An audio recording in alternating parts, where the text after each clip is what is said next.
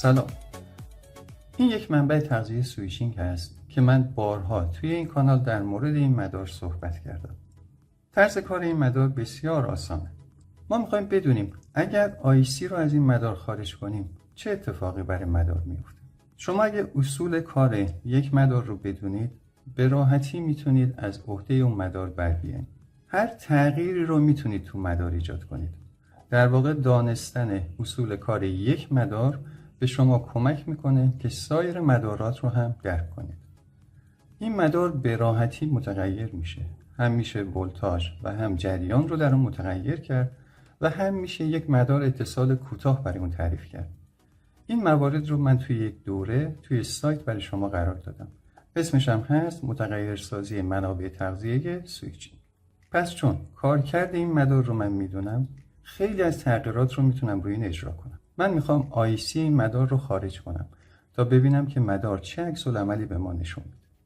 خب این دوتا مدار یکسانن. این ترانس نداره، خازنهاش هم در آوردم. ولی آیسی سر جاش.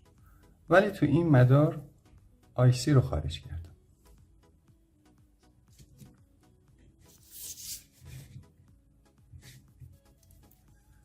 پس همونطور که میبینید آیسی در اینجا وجود نداره.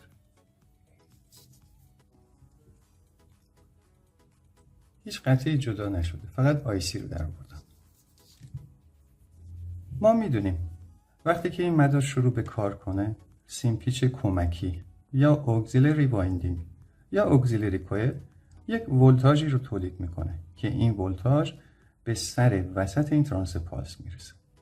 همین ولتاژ به آیسی هم میرسه، پایه 12. همین ولتاژ به بیس این دوتا ترانزیستور هم میرسه. ولی کلکتور این دوتا ترانزیستور ولتاژ رو از کجا میگیره؟ وقتی ولتاژ به سر وسط ترانس پالس برسه، دو تا پایه در دو طرف داره. این ولتاژ رو به کلکتورها میرسونه. ترانس پالس به چه حالته؟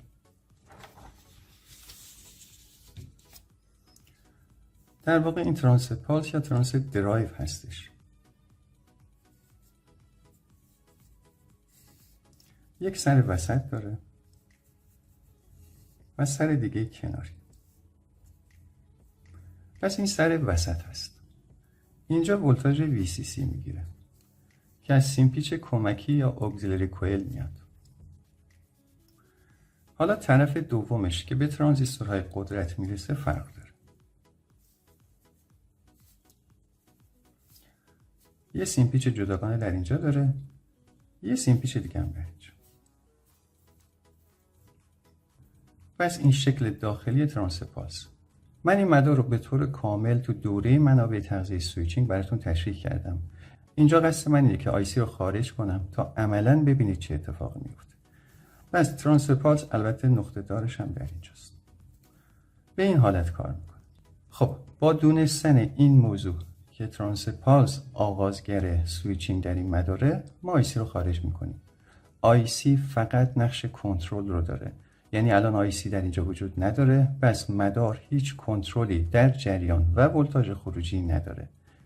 با توجه به تعداد دور سیمپیچ ثانویه و سیمپیچ ترانس پالس، ما یک خروجی معین رو در اینجا داریم. پس خروجی این مدار توسط این ترانس داره تعیین میشه. این خازن‌ها 25 ولته. حواستون باشه که خازن‌های مدار شما 16 ولت نباشن. این دستگاه 12 ولت 10 آمپره. پس حدوداً 20 ولت رو با در خروجی به ما بده. پس اگه خازن شما 16 باشه حتما میترکه. حالا من آیسی رو خارج کردم. ولی یه نکته قبل از اون بهتون بگم.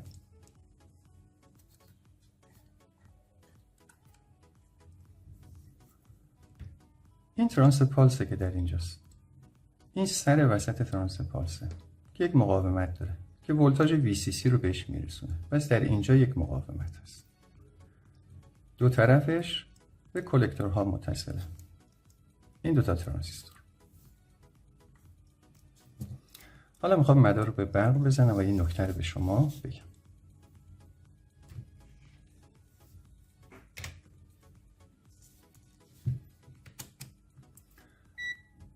رو حالت دیسی میذارم.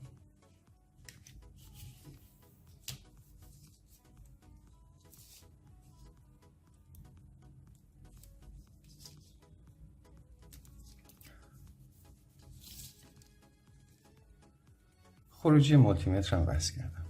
حالا مدار رو به برق میزنم.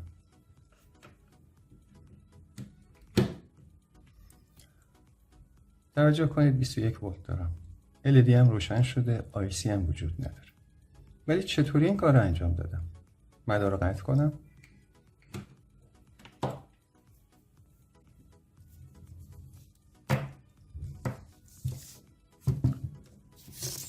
وقتی مدار رو از برق میکشید مواظب این خازن ها باشید تا بهتون شوک نده. اینجا رو دقت کنید. ما گفتیم ترانس پالس آغازگره. بخش اولیش ولتاژ میگیره. بخش ثانویه است که داره شروع میکنه. پس اگر تو بخش اولیه ولتاژ باشه باعث القا در ثانویه میشه. پس مدار راه اندازی نمیشه یا دچار مشکل میشه. دقت کنید در اینجا. این سه تا سر اولیه هستن. یک مقاومت داشت برای ولتاژ VCC. این مقاومت خارج کردم. دو سرم آزاد کردم. یعنی ما دیگه ولتاژ VCC رو در اینجا نداریم. ولی چون این پایه به این دوتا وصله همچنان القا در این ور صورت میگیره با توجه به ولتاژ هایی که داره از اینجا میاد. دلیلش اینه که ترانس ما بخش ثانویه‌اش داره ولتاژ تولید میکنه و این ولتاژ همچنان در مدار هست. پس شما این سه تا پایه رو آزاد کنید تا فقط این بخش شروع به کار کنه. حالا دستگاه شما با نهایت قدرت به شما خروجی میده. به یاد داشته باشید که هیچ کنترلی روی ولتاژ و جریان خروجی وجود نداره. حالا من یه بار دیگه دستگاه رو میخوام به برق وصل کنم و ولتاژی که به سر وسط ترانس پالس میرسه اندازه بگیرم.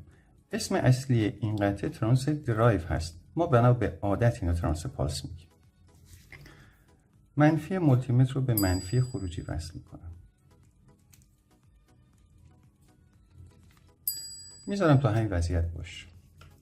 دستگاه رو روشن میکنم.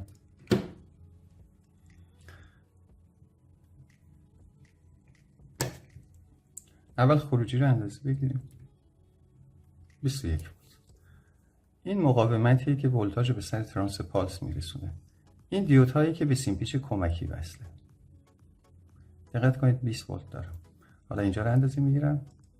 بازم 20 ولت. این ور مقاومت 20 ولت. چون مقاومت به چیزی وصل نیست تا بتونه جریان رو محدود کنه. پس این مقاومت سر وسط ترانس پالس رو داره تغذیه میکنه. این به خاطرتون باشه. بعضی وقتا ترانس پالس نمیتونه جریان خوبی بده. ایراد از این مقاومت.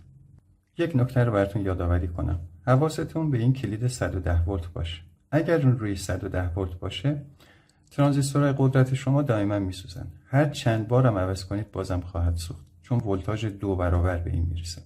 مطلب بعدی هم در رابطه با خود ترانزیستوره. ترانزیستوری که بدنه فلزی داره وقتی دستگاه روشنه به هیچ عنوان لمس نکنید. این کلکتور هست و ولتاژ خیلی زیادی در اینجا هست. پس تو اینجور از منابع تغذیه یکی حواستون به بدنه فلزی باشه و یکی هم به این کلید 110. ممنونم که ویدیو رو نگاه کردید.